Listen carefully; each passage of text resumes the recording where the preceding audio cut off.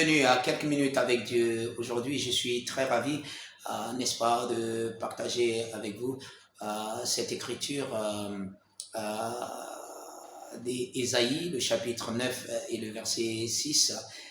La Bible dit, car un enfant nous est né, un fils nous est donné. Vous savez déjà au début ici, nous pouvons faire une certaine différence ou bien avoir déjà, n'est-ce pas, une révélation dans cette prophétie.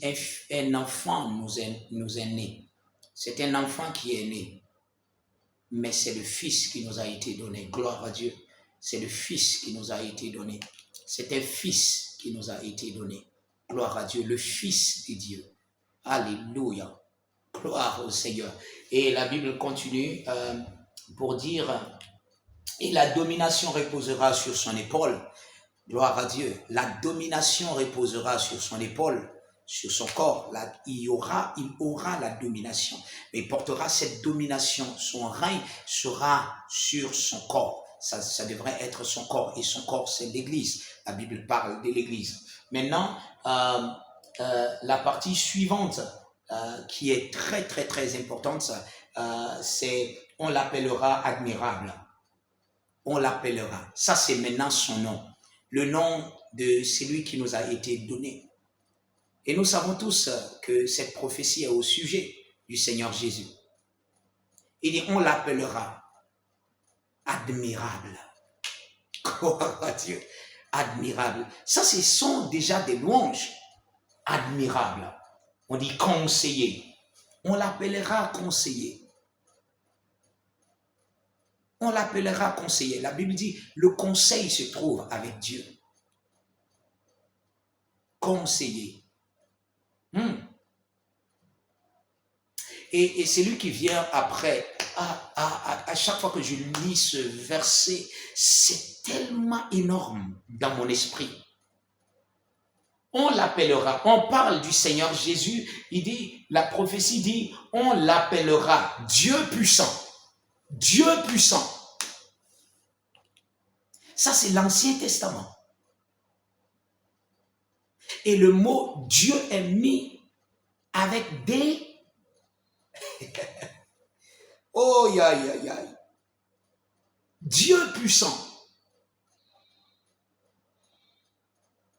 On l'appellera Dieu puissant. Il est le Dieu tout-puissant. Jésus-Christ, avant même qu'il ne soit né, il a été révélé comme étant Dieu. Et vous savez, quand il est arrivé dans le monde et qu'il sait, il a dit exactement ce qui était écrit dans les prophéties d'Ésaïe. Il avait dit que je suis le Christ. Et vous savez, ce langage est simplement compris par les Israélites, parce que c'est eux qui détenaient les prophéties. Ils connaissaient, ils savaient que Dieu allait venir, le Messie.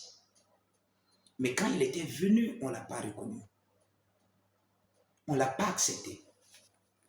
Dieu puissant.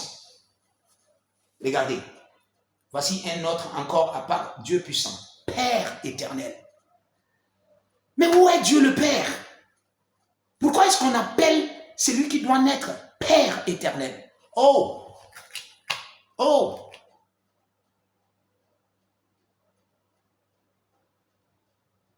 Quel est ce mystère que Dieu a révélé aux hommes?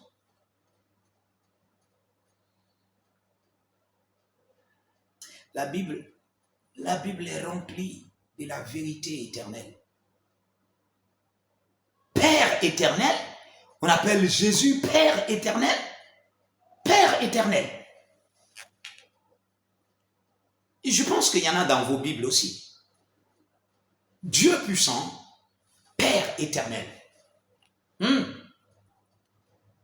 Prince de paix. Vous voyez, prince de paix.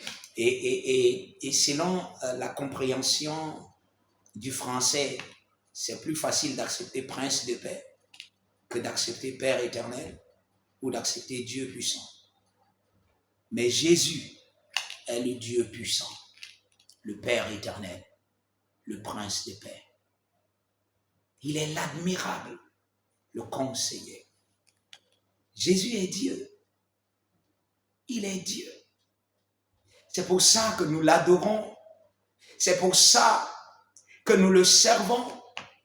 C'est pour ça que nous reconnaissons tous ses hauts faits. Il est le seul qui a manifesté la vie éternelle et qui nous a donné la vie éternelle. Il nous a donné sa nature. Il nous a tellement aimés. Dieu, il a accepté, il est venu, il est mort pour nous. Mort pour nous.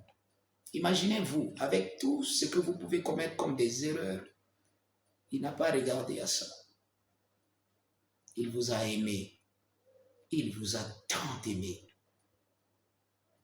La Bible dit, il nous a aimés d'un amour éternel. Éternel. Alléluia. Que Dieu vous bénisse.